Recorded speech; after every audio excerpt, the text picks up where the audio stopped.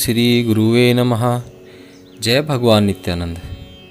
अब हम आगे के भाग में जानेंगे कि स्वामी मुक्तानंद सरस्वती परमहंस जो थे वो किस तरह से जीवन में थे, किस तरह से गुरुदेव ने उनका जीवन सुधारा था। एक समय था जब गणेशपुरी में लोग मुझसे ही पूछते कि मुक्तानंद स्वामी कहाँ हैं, वे कैसे रहते हैं तथा वे अपने दिन कैसे व्यतीत करते हैं। इस हद तक मैं अपने आप को गुप्त रखता। गणेशपुरी जाते समय मैं गेरवे वस्त्र भी नहीं पहनता था।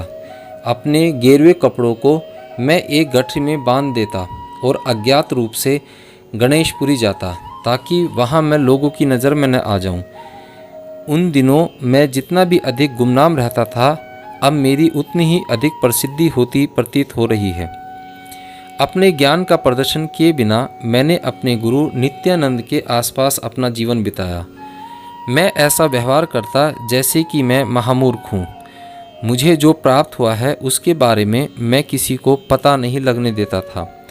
वहाँ जाने पर भी मैं गुरुदेव के बहुत निकट नहीं बैठता। मैं बहुत दूर ऐसी जगह पर बैठता जहाँ से उन्हें देख सकूँ। वे अन्य लोगों को जो सिखाते, जो बताते, उससे मैंने सब कुछ सीखा। मैं किसी से बात नहीं करता, मैं किसी से मित्रता नहीं करता।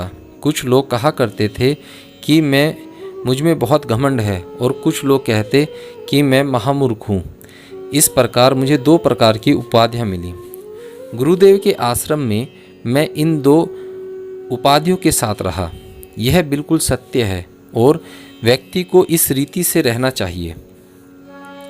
15 अगस्त 1947।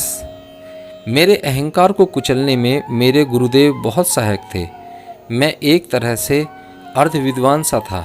मैंने कुछ पुस्तकें इधर उधर से पढ़ ली थी और मुझे कुछ टूटा फूटा ज्ञान था। इधर उधर से बस थोड़ा बहुत पढ़ लेना अच्छा नहीं। और मैंने अपने वस्त्र भी बदल दिए थे। एक सन्यासी के वस्त्र धारण कर लिए थे। चूँकि मैं एक भूमिका अदा कर रहा था, अतः स्थिर नहीं बैठ पाता था।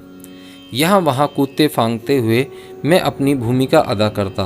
मुझे सही मार्ग पर रखने की कोशिश में मेरे बाबा को बहुत कष्ट उठाने पड़े होंगे, लेकिन उन्होंने वह किया।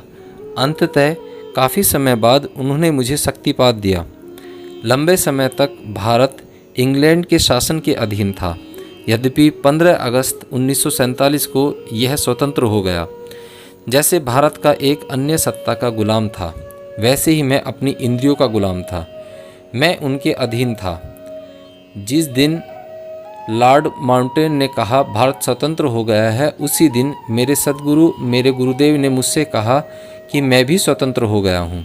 उस दिन प्रातः लगभग 8 और 9 के बीच मेरे गुरुदेव ने मुझे अपनी पादुकाएँ दी। उन दिनों मैं वज्रेश्वरी में रहता था, जहाँ वर्तमान में आश्रम है। वहाँ 3 कमरे थे जो बंद थे, उनका उपयोग नहीं किया जाता था। मैं गुरुदेव के दर्शन हेतु प्रतिदिन उनके आश्रम जाता। आमतौर पर मैं उनसे काफ़ी दूर खड़ा रहता, परंतु आज मैं उनके काफ़ी नज़दीक चला गया। वे उन पादिकाओं को पहने हुए आगे पीछे टहल रहे थे। फिर वे आकर सीधे मेरे सामने खड़े हो गए। वे मुझसे सट गए और मुझे पसीना आने लगा। मैंने अपने नेत्र बंद कर लिए, यह सोचकर कि शायद मैं अपने नेत्र खोलूं। वे मेरे सामने काफ़ी समय तक खड़े रहे, फिर बोले और मैंने अपने नेत्र खोल दिए। उन्होंने कहा, ये खड़ाऊ पहन लो। मैंने उत्तर दिया, ये पादुकाएं आपकी पहनी हुई हैं, मैं इन्हें कैसे पहन सकता हूँ। वे हंस दिए और मैंने कहा, यदि आप वास्तव में इन्हें मुझे देना चाहते हैं तो मैं अपना आंचल पसारता हूँ, आप इन्हें इस आंचल में रख दीजिए। फिर उन्होंने एक एक करके अपने पांव उठाकर पादुकाएं मेरे आंचल में रख दी। मेरी खुशी का कोई ठिकाना न रहा। मैंने पादुकाओं को अपने सिर पर रखा और ऐसा करते ही मैं चेतना शून्य सा हो गया। वे अब भी मेरे सामने खड़े थे। मेरा मुख दक्षिण की ओर था और वे उत्तर की ओर मुख किए थे। उन्होंने धीरे से कुछ कहा और फिर अंदर चले गए। मैं पादुकाओं को अपने सिर पर रखे वहीं खड़ा था और जब वे अंदर चले गए, मैं वज्रेश्वरी लौटने के लिए चल दिया। अर्ध चैतन्य अवस्था में मैं रास्ते पर चलने लगा। चलते चलते मैं उस रास्ते पर पड़ने वाले वृक्ष तक पहुंच गया। उसके बाद क्या हुआ मुझे मालूम नहीं। मैं छोटे से देवी मंदिर तक, जहां वर्तमान आश्रम है, कैसे पहुंचा यह नहीं जानता, लेकिन शायद गया और बहुत देर तक, घंटों तक उस मंदिर के सामने बैठा रहा। शायद मैं इसलिए इतनी देर तक वहां बैठा रहा क्योंकि वह वही स्थान था जहां मुझे होना था। अब भी मैं यहीं बैठा हूँ। मैं उन पादिकाओं को साथ लिए और इस स्थान पर बैठ गया। समय के अंत तक मैं यहीं बैठने वाला हूँ। मेरे बाबा के रसोइये ने कच्चे केले के स्वादिष्ट भजिए बनाए थे। बाबा थाली भरकर भजिए लाए और पूछा, वह कहाँ है, वह कहाँ है? पर मैं जा चुका था।